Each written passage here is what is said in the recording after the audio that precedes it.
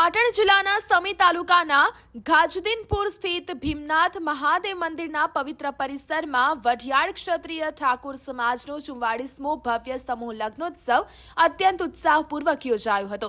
ગુજરાત ક્ષત્રિય ઠાકોર સેના અને શ્રી કર્મચારી મંડળના સહયોગથી આયોજિત આ પ્રસંગમાં મોટી સંખ્યામાં સમાજના અગ્રણીઓ અને ભાઈ બહેનો ઉપસ્થિત રહ્યા હતા। આ કાર્યક્રમની સૌથી વિશેષ વાત એ છે કે લગ્નોત્સવમાંથી મળનારી તમામ આવક બસપા ખાતે શ્રી વઢિયાર સદારામ લાઇબ્રેરી અને હોસ્ટેલના લાભાર્થે વાપરવામાં આવશે, જે સમાજમાં શિક્ષણના વ્યાપ માટે એક પ્રેરણાદાયી કદમ છે।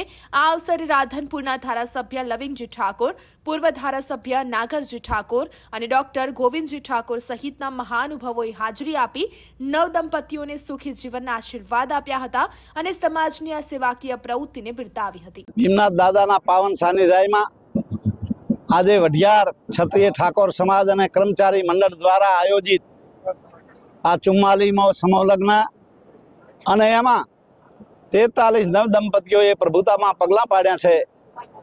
એમના જીવનમાં પરમાત્મા અને ભીમનાથ દાદા કાયમના માટે એ ચડતી કરા રાખે, એમની લીડી વાળી દે અને સુખમય જીવન જીવે એવી અમે આશીર્વાદ અને એમને ધન્યવાદ પાઠવીએ છીએ, ખૂબ શુભકામના પાઠવીએ છીએ। સાથે સાથે મેસેજ આપ્યા છે આખા ઠાકોર સમાજ ભેગો મળીને કે વ્યસનનો ત્યાગ કરે અને શિક્ષણમાં આગળ વધે, કારણ કે શિક્ષણનો યુગ છે।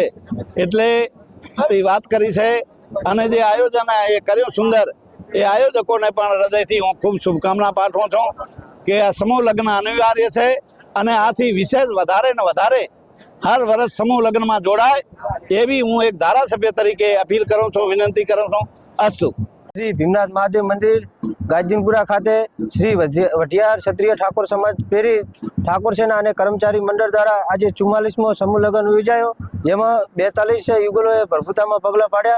ए बदल एमने भीमनाथ दादा आशीर्वाद और सुखी राखे ए ज प्रार्थना और खूब सरस मजानुं आयोजन करवामां आव्युं। ए बदल आखी टीमनो अने एमांथी हुं पण खूब खूब आभार मानु। क्षत्रिय समाज द्वारा 44માં समूह लग्નમાં જ્યારે 43 નવદંપતીઓએ પ્રભુતામાં પગલાં પાડ્યા છે, ત્યારે આ પવિત્ર સાનિધ્ય ભીમનાથ મહાદેવજીના ચરણોમાં એમને ખૂબ વંદન કરીએ છીએ અને સમાજના બંધારણ પર મુજબ જ અને સમાજના રીત રિવાજ મુજબ જ જે સમૂહ લગ્નનું આયોજન કરવામાં આવ્યું છે, ત્યારે આ સ્ટેજ ઉપર સૌ સન્માન્ય આગેવાનો સમાજને એક પ્રેરણા આપી કે કુરિવાજોથી દૂર રહીએ અને સમાજમાં સમૂહ લગ્નમાં વધુ વધુ જોડાઈએ અને શિક્ષણ પાછળ દોટ મૂકી અને આપણું બાળક શિક્ષણમાં આગળ રહે એવી સૌએ અભિલાષા વ્યક્ત કરી અને સમાજ આજે સૌ એક તાંતણે બંધાઈ અને સમૂહ લગ્નમાં વધુમાં વધુ જોડાય એના માટે અપીલ કરવામાં આવી।